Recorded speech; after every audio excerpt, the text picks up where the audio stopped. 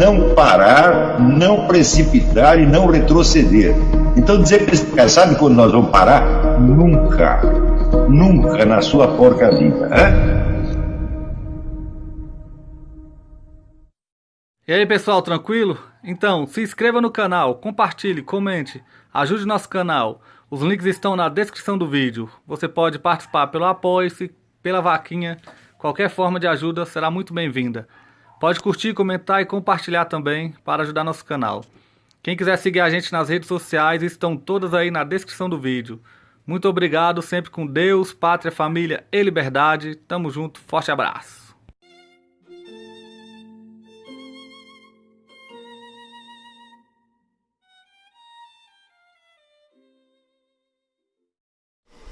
Então, para introduzir esse problema, eu tenho que começar dizendo para você que na França existe um historiador muito interessante chamado Marcel Gauchet, que escreveu uma obra em 4 volumes chamada L'Avènement de la démocratie, o advento da democracia. E a tese fundamental, que ele sustenta muitíssimo bem, é que a coisa característica da democracia moderna é justamente o caráter dito laico do Estado. Isto é universal, tá certo? E o que quer dizer esse caráter laico? Quer dizer que você não tem mais uma autoridade espiritual que influencie o Estado desde cima, que exerça sobre ele, vamos dizer, uma influência limitadora, moderadora ou disciplinadora. Isso não existe mais. E, portanto, o Estado acaba sendo ele próprio a incorporação da única autoridade espiritual concebível. E ele diz que isso começa precisamente com a Reforma Protestante. E você não pode esquecer que Lutero foi um contemporâneo de Maquiavel. E existem várias ideias deles que, partindo de premissas completamente diferentes, levam à mesma conclusão prática, não teórica. Levam aos mesmos resultados, por assim dizer. Lutero propunha que entre o homem e Deus não existe mediação. Quer dizer, não existe um clero que seja o mediador, que tenha as chaves do reino, como diz São Pedro, tem as chaves dos 2 reinos, né? Ele disse, isso aí não existe. Tudo se decide, vamos dizer, entre Deus e a intimidade de cada pessoa, sem nenhum mediador humano. É só Jesus Cristo que é o mediador. Tá certo? Bom,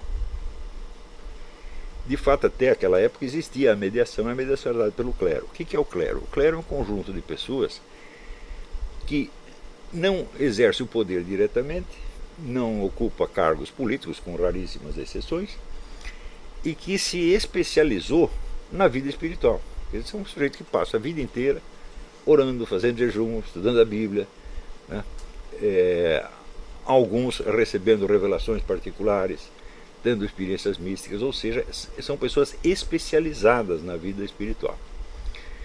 E, de repente, essas pessoas não podem mais nada, e cada cidadão, né, lê a Bíblia numa tradução muito mal feita. A tradução de Lutero é mal feita, tem até versículos faltantes, e imediatamente ele se torna ele próprio, né, o canal entre ele mesmo e Deus, tá certo?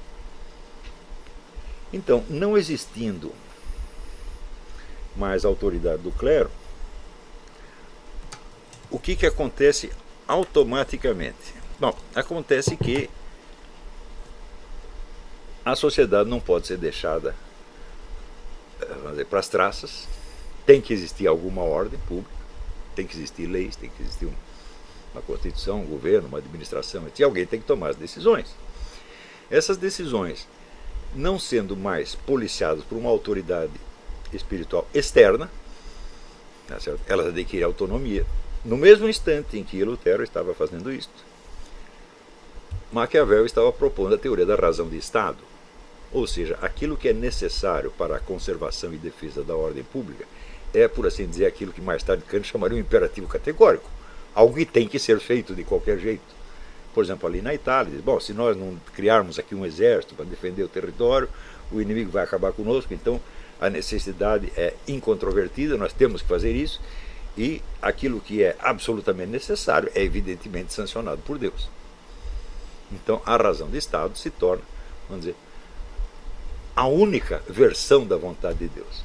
E, portanto, o governante se torna ele também o portador da vontade divina, sem ser um mediador. Note bem, isso é importante, porque os reis, a partir daí, começam a afirmar que são reis por autoridade divina. Antes não era assim, antes eles eram, a autoridade divina lhes vinha, tá certo? Do fato de serem coroados e abençoados pela igreja. Então, a igreja lhes dava uma parte do mandato. Sempre houve uma teoria, por exemplo, Filipe Belo acredita nessa teoria de que a sanção da igreja não era necessária, de que o rei era diretamente um emissário de Deus. Sempre houve essa teoria, mas até então não foi muito aplicada. Mas a partir dessa época começa a ser aplicado. Então, o rei, ele não é um mediador, ele não é um profeta, tá certo? Ele não tem como é que se diz? O dom divino de guiar as massas, mas ele tem a sua autoridade por direito divino. Então, sem ser um mediador, ele representa a vontade de Deus, tá certo? Então, a partir daí, essa ideia se espalha pela Europa e praticamente todas as nações aceitam isto, né? É claro que os primeiros reis que fazem isso, eles mesmos assambarcam, usurpam o discurso profético, né? Por exemplo, na época das grandes navegações, todas as nações envolvidas nisso diziam que o seu objetivo era expandir a fé cristã. Alguns diziam isso até sinceramente, tá certo? Mas o fato é que o rei, a essa altura, não tinha que prestar satisfações a mais ninguém. Então, os planos dele representavam a vontade divina. Por quê? Porque eram planos que não tinham escapatória. A razão do Estado como é que diz, não tem saída. Você faz o que você tem de fazer. Então, na medida que você está agindo por uma necessidade, quer dizer, irrefutável, então você está, na verdade, você está, portanto, obedecendo a sentença divina, embora você não seja um profeta, embora você não tenha recebido nenhuma mensagem especial, nenhuma revelação. Então, você vê que as duas coisas aconteceram ao mesmo tempo. A destruição da classe mediadora, tá certo? E a transferência do papel de portador da vontade divina ao governante e ao rei, o qual, percebe, não tinha nenhum treinamento especial para isso. Os reis não eram monges, os reis não eram místicos, os reis não eram profetas, tá certo? E a maioria deles, até pela sua conduta pessoal, não eram nenhum exemplo de santidade, nem de moralidade elevada. Você veja, Luís XIV tinha 28 amantes. Isso era público e notório, né? Ainda havia alguma concessão ao clero nos países católicos, na própria França. Então, né, o pregador Bossuet, Jacques Benny Bossuet, ele passava pitos no rei durante os sermões e tal, mas não adiantava nada, o rei continuava fazendo exatamente a mesma coisa, porque aquilo era a opinião de um pregador, não era a pressão, vamos dizer, de uma autoridade espiritual. Mas, mesmo porque a igreja da própria França, na época, tende a se tornar independente do Vaticano. Cria-se a igreja galicana, que obedecia ao rei, coisa exatamente como na Inglaterra. Isso não chegou a se consolidar ao longo dos séculos. Na França foi uma época passageira, mas que existiu. Na Inglaterra, a separação ficou definitiva, o rei passa a ser o chefe da igreja local e assim por diante. Essas tendências existiam em toda a Europa, tá certo? E este período onde nasce, então, vamos dizer, a supressão, onde aparece a supressão do clero como mediador entre Deus e os governantes, e aparece ao mesmo tempo a ideia da razão de Estado, as duas coisas são exatamente contemporâneas. Isto é o nascimento do Estado moderno. E a partir daí, inclusive a palavra Estado começa a ser usada a partir daí. A ideia da razão. O Estado nasce junto com a razão de Estado.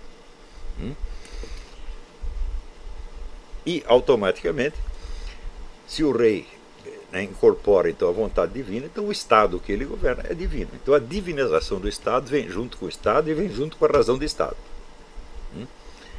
Um pouco mais adiante,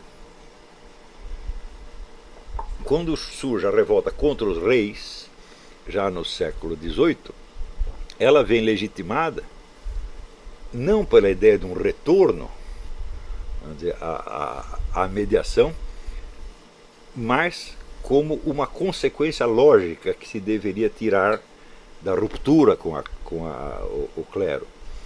Ou seja, o clero já não é necessário, não é preciso a mediação, mas o rei também não é necessário. Por quê? Porque cada um é senhor de si, cada um presta satisfação a Deus no íntimo da sua alma e ninguém sabe o que está se passando lá dentro. Então, é a total autonomia do ser humano em relação à lei divina, que ele pode interpretar como ele quiser, ou que ele também tem o direito de ignorar. Então, a ideia iluminista, bem expressa por Kant, de que o homem tem que ser autônomo, de que ele cria a sua própria lei de acordo com os imperativos categóricos da sua própria razão, ela, por assim dizer, ela tira contra os reis uma consequência que já estava embutida na própria ideia do direito divino dos reis. Então é o direito divino dos reis, que não é divino de maneira alguma, ele passa a ser o direito, vamos dizer, absoluto de cada ser humano, do indivíduo humano. E isso aí é o nascimento da democracia moderna. Tá certo? Mas acontece o seguinte, esse pessoal do iluminismo, eles todos gostavam de pensar assim, em termos sempre muito abstratos e muito gerais, e quando se derrubava o establishment monárquico e se instituía um regime democrático, eles diziam assim, o homem se libertou e agora o homem é o senhor do seu destino. Eu digo, mas peraí, que homem? Que homem, cara pálida? Todos os homens? Não, evidentemente, só alguns. Então, automaticamente, se identifica como uma libertação da humanidade a transferência do poder a um determinado grupo, que não reivindica um direito divino, mas que representa agora a razão humana, e com isso tem todo o poder, até mais do que os governantes de direito divino. Você não pode esquecer que Luís XIV, quando quis formar um exército, que seria o maior exército da Europa, que tinha 144 mil pessoas, veja, um exército de 144 mil pessoas era o maior da Europa. Ele teve que ir pessoalmente de cidade em cidade, pedindo pelo amor de Deus para que as pessoas se alistassem. E a Revolução Francesa, em um dia, decreta o alistamento militar obrigatório e cria um exército 10 vezes maior do que esse. Seguem-se depois as guerras napoleônicas, tudo na base do recrutamento militar obrigatório, e os exércitos vão crescendo, crescendo, crescendo, crescendo. Ao mesmo tempo, é claro que, ao longo desse processo, as regras da guerra vão mudando. A própria noção, por exemplo, de campo de batalha, tá certo? Que essa ideia existia no tempo do feudalismo, onde cada senhor de terras tinha lá o seu exército. O exército era constituído eminentemente de nobres, só quem tinha obrigação de ir para a guerra eram os nobres. Então, numa situação de perigo, um nobre mais importante, ou o rei, convocava os nobres, que então vinham com suas armaduras e suas tropas, com alguns vassalos voluntários sempre, e com isso se formava um exército que não tinha unidade nenhuma, que era um saco de gato, porque eram 1000 tropas diferentes, falando línguas diferentes, leais a senhores diferentes, Então vocês imaginam, no tempo das cruzadas, o caos que isso pode ter sido, tá certo? Quando vem as monarquias nacionais, o direito divino dos reis, então se formam os exércitos nacionais profissionais, agora pagos com o dinheiro do imposto. Então, você vê que em outras circunstâncias, os exércitos não eram pagos. Os nobres entravam na guerra com a promessa de que, se ganhasse, ele pegava um pedaço das terras do inimigo e pronto, acabou. Isso era tudo o que ele ia ganhar com a coisa. Agora, de repente, você forma imensos exércitos nacionais e você precisa de dinheiro para pagá-los. O que acontece, então, começa o endividamento dos governos nacionais com os banqueiros internacionais, os quais, então, passam a exercer uma influência política tremenda. Então, Você imagina a posição de um rei cujos exércitos voltam, né, da guerra, às vezes derrotados, esfomeados, revoltados e ávidos por dinheiro, e ele não tem dinheiro para pagar. Então ele fará qualquer coisa que o banqueiro queira, deseje, em troca do dinheiro. Porém, até essa época dos reis ainda havia a noção herdada do tempo do feudalismo de que a guerra era uma atividade especializada que só devia envolver um determinado tipo de pessoas que tinham para isso a vocação individual. Não é isso? Então a guerra não devia envolver as populações civis e geralmente se travava num campo. Por isso não é um campo de batalha. Não é isso? Com o advento do Estado moderno, da democracia moderna, acaba o campo de batalha e a guerra invade as cidades e todo mundo está envolvido.